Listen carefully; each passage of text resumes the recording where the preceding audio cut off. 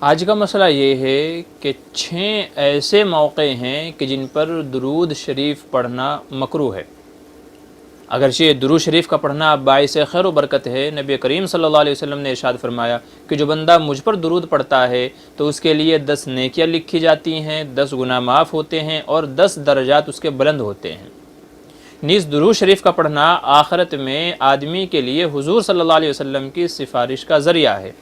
نیز درود شریف کا پڑھنا رفع حاجات کے لیے رفع درجات کے لیے، ایسے ہی بلاؤں مصیبتوں کو دور کرنے کے لیے، رزق میں کشادگی کے لیے خیر و برکت کا ذریعہ ہے۔ تو درود شریف کے بہت سارے فضائل ہیں، اس لیے آدمی کو چاہیے کہ درود شریف پڑھتے رہنا چاہیے۔ یہ حضور صلی اللہ علیہ وسلم کا ہم امتیوں کے اوپر حق ہے۔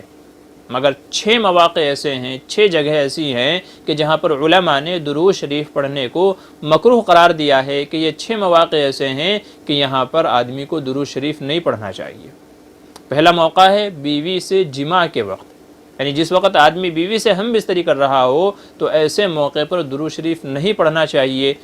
عموماً لوگ نہیں پڑھتے ہیں، لیکن پھر بھی دھیان میں رکھے مبادا کہیں اچانک سے غفلت سے نہ نکل جائے، تو یہ پہلا موقع ہے بیوی سے جماع اور ہم بستری کے وقت درود شریف نہیں پڑھنا چاہیے، مکروہ ہے۔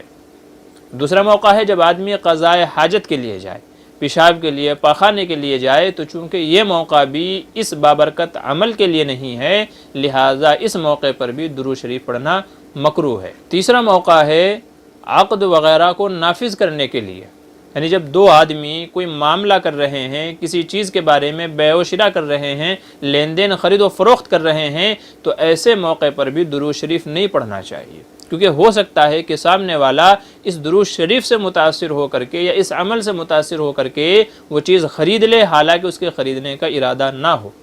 تو اس لیے معاملات کے وقت بھی درود شریف نہیں پڑھنا چاہیے۔ چوتھا موقع ہے کہ حیرت و تعجب والی بات جب کوئی دیکھے، کسی بات پر تعجب ہو، کسی بات پر حیرت ہو، تو اس وقت بھی درود شریف نہیں پڑھنا چاہیے، کیونکہ یہ موقع اللہ تعالیٰ کے ذکر کا یا اللہ تبارک و تعالیٰ کی بڑائی بیان کرنے کا ہے، درود شریف پڑھنے کا نہیں ہے۔ لہٰذا حیرت و تعجب کے وقت بھی درود شریف پڑھنا مکروہ ہے۔ ایسے ہی 5واں موقع ہے چھینک آنے کے وقت میں، کہ جب چھینک آئے تو اس وقت بھی درود شریف نہیں پڑھنا چاہیے۔ وجہ اس کی یہ ہے کہ چھینک آنا اللہ کی ایک نعمت ہے، تو اس پر اللہ کی حمد و ثنا ہونی چاہیے۔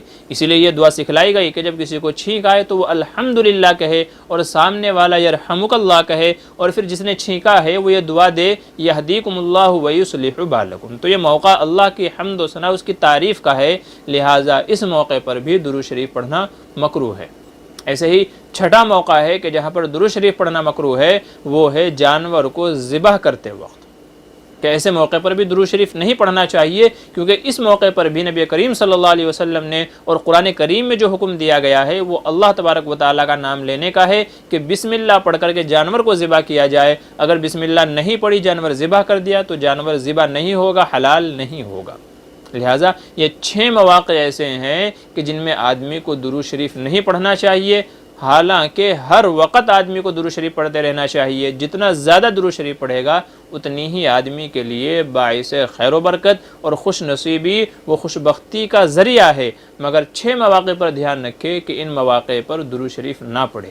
یہ مسئلہ فتاوی شامی کے اندر لکھا ہوا ہے، جس کو دلائل دیکھنے ہو وہاں دیکھ لے۔ اللہ تعالیٰ کہنے سننے سے زیادہ عمل کی توفیق نصیب فرمائے، آمین ثم آمین۔